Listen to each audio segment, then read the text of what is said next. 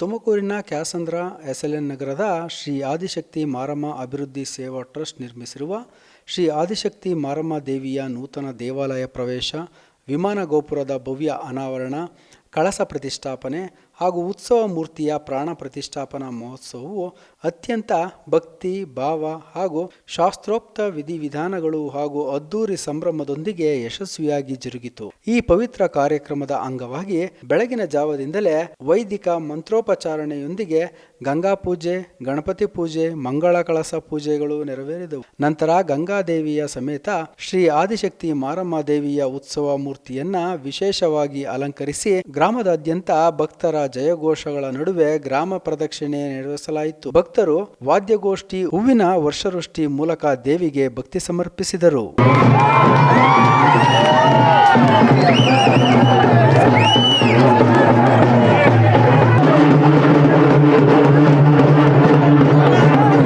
ಇದೇ ಸಂದರ್ಭದಲ್ಲಿ ಮಾತನಾಡಿದ ಆದಿಶಕ್ತಿ ಮಾರಮ್ಮ ಅಭಿವೃದ್ಧಿ ಸೇವಾ ಟ್ರಸ್ಟ್ ಅಧ್ಯಕ್ಷರು ಜೈರಾಮು, ಕಾರ್ಯಕ್ರಮದ ವಿಶೇಷ ಆಕರ್ಷಣೆಯಾಗಿ 18 ಕೋಮಿನ ದೇವರುಗಳ ಪ್ರತಿನಿಧಿಯಾದ ಶ್ರೀ ಆದಿಶಕ್ತಿ ಗುಂಡ್ಲಮ್ಮ SLN ನಗರ ದೇವಾಲಯ ಪ್ರವೇಶ ಮಾಡಿದ್ದು, ಇದರೊಂದಿಗೆ ಸುತ್ತಮುತ್ತಲಿನ ಕ್ಯಾಸಂದ್ರ ಗ್ರಾಮದ ಒಟ್ಟು 12 ದೇವರುಗಳ ಆಗಮನವು ಈ ಮಹೋತ್ಸವಕ್ಕೆ ಅಪಾರ ಧಾರ್ಮಿಕ ಮಹತ್ವವನ್ನು ನೀಡಿತ್ತು.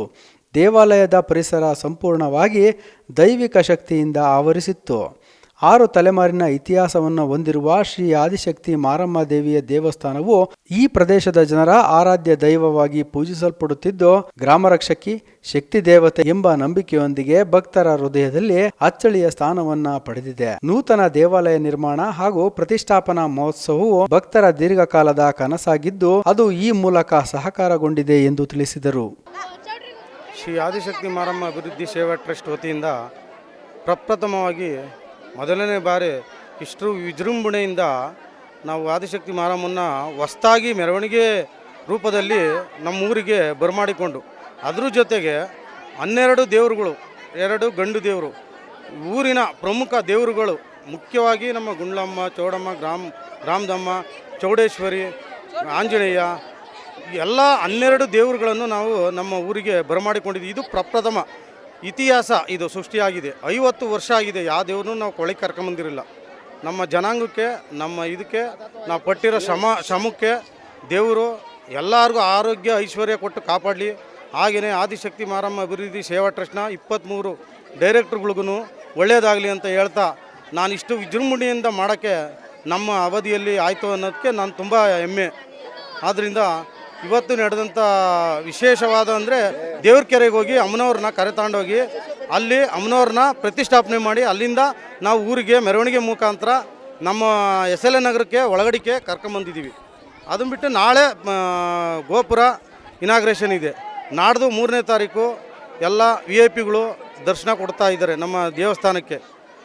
ಹಾಗೂ ಇಲ್ಲಿ SLN ನಗರದ ಎಲ್ಲ ನಾಗರಿಕರು, ಯುವಕರು ಹಾಗೂ ಸಂಘ ಸಂಸ್ಥೆಗಳು, ಶ್ರೀಶಕ್ತಿ ಸಂಘಗಳು ಎಲ್ಲರೂ ಕೈ ಜೋಡಿಸಿದ್ದಾರೆ. ಕುಂಭಮೇಳ ಮಾಡಿದ್ದೀವಿ, ಪ್ರತಿಯೊಂದಕ್ಕೂ ಎಲ್ಲರೂ ಕೈ ಜೋಡಿಸಿದ್ದಾರೆ. ಹಣ ಸಹಾಯ ಇರ್ಬೋದು, ಧನ ಸಹಾಯ ಇರ್ಬೋದು, ಏನೇ ಆಗಲಿ ಎಲ್ಲ ಸಪೋರ್ಟ್ ಮಾಡಿ ಈ ಮಟ್ಟಕ್ಕೆ ಬೆಳೆಯೋ ಕಾರಣ ನಮ್ಮ SLN ನಗರದ ಎಲ್ಲ ಯುವಕರು, ಯುವತಿಯರು, ಎಲ್ಲ ಮುಖಂಡರುಗಳು, ಹಿರಿಯರು, ಆಮೇಲೆ ಹಣಕಾರರು, ಯಜಮಾನರು, ಮುದ್ರೆಯರು, ಆಮೇಲೆ ಚಾಕ್ರಿದಾರರು, ಇಷ್ಟು ಜನನು ಎಲ್ಲ ಒಗ್ಗಟ್ಟಾಗಿ ಸೇರಿ ಈ ಕಾರ್ಯಕ್ರಮನ ಈ ರೀತಿ ವಿಜೃಂಭಣೆಯಿಂದ ಮುಂದುವರಿಸಿದ್ದೀವಿ.